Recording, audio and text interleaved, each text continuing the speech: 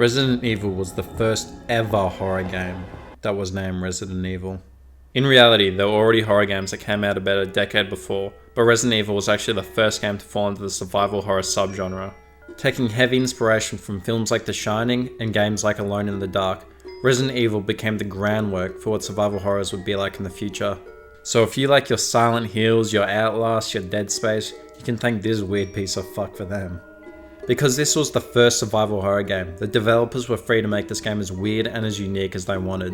This weirdness made the game both terrifying and also unintentionally very funny at the same time. In one moment, you'll be in a cutscene and witness an undead man eating the corpse of one of your team members, and then in another, something like this will happen.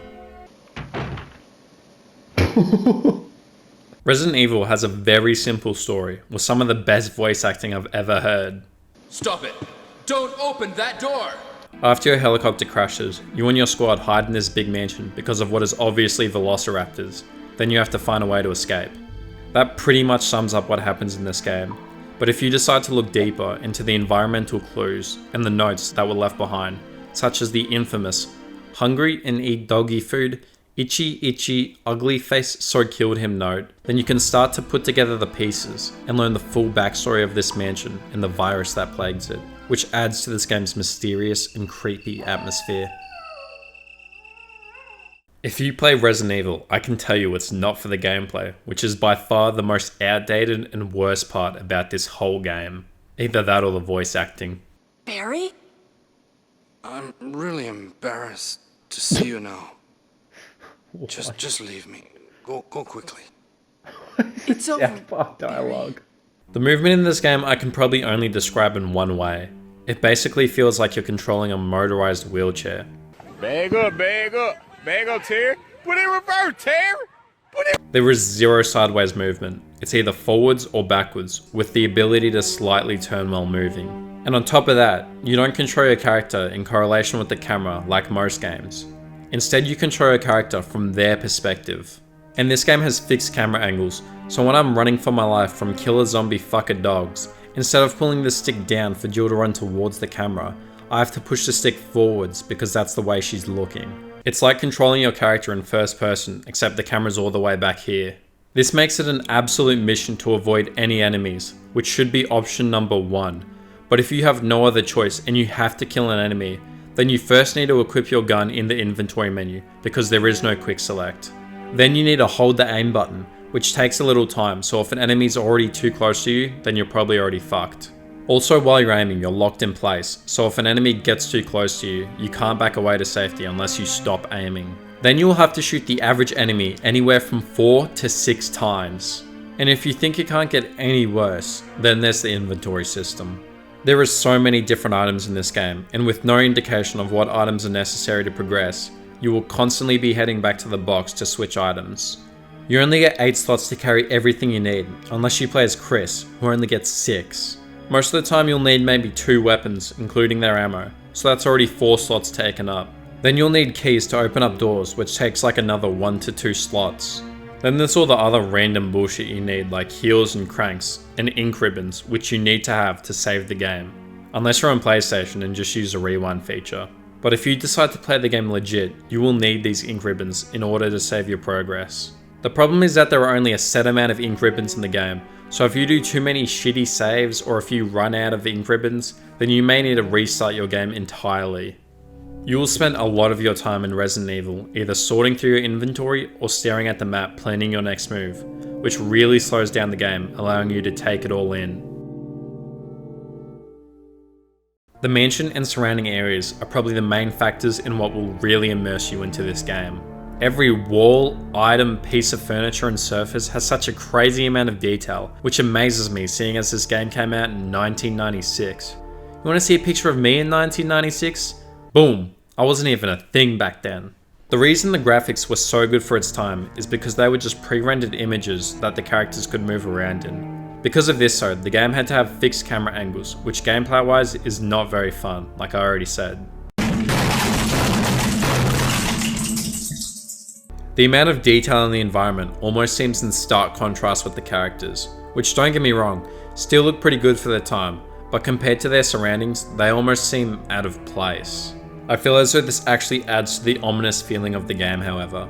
The environment seems oppressive and makes you feel like you don't belong here, and that you need to find a way to escape before you're consumed by this house forever.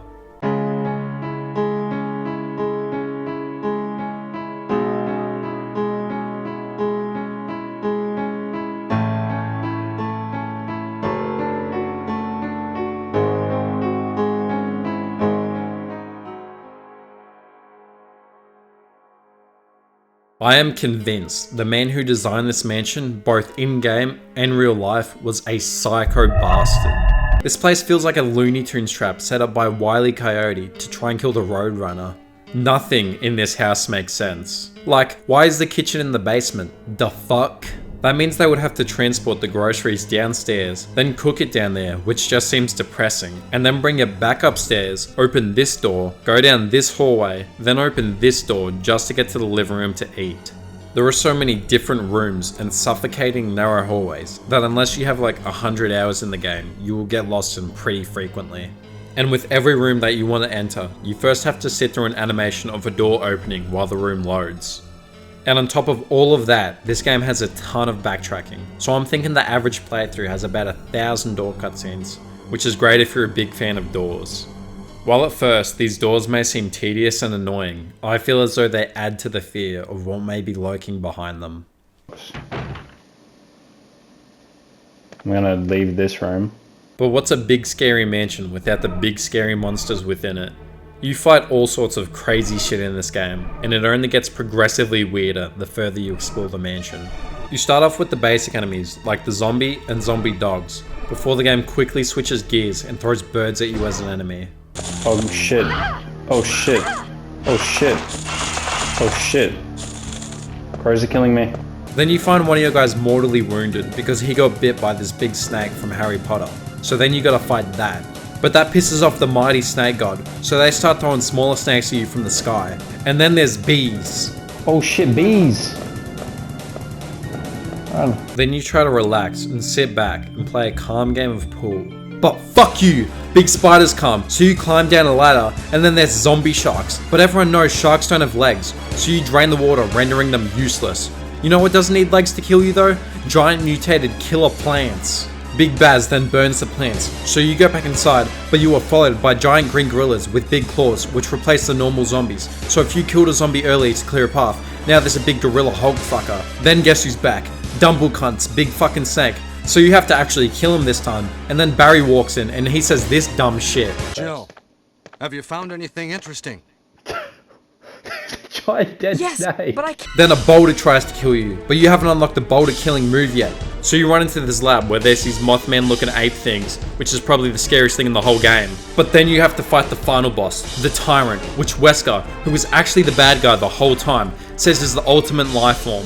So then Wesker lets him free, which is a fucking stupid thing to do because the Tyrant kills him immediately because he was mad he was born without a dick. So then we shoot him like 3 times with a bazooka, which actually kills him and we win the game. So yeah, that basically sums up the enemies in this game. If you can look past all of the clunky, outdated shit, and you're able to fully immerse yourself in the horror and weirdness of Resident Evil, then you have a classic video game on your hands, with an atmosphere like nothing I've ever seen in any game before. But if you want to have a better time, probably go play the 2002 remake.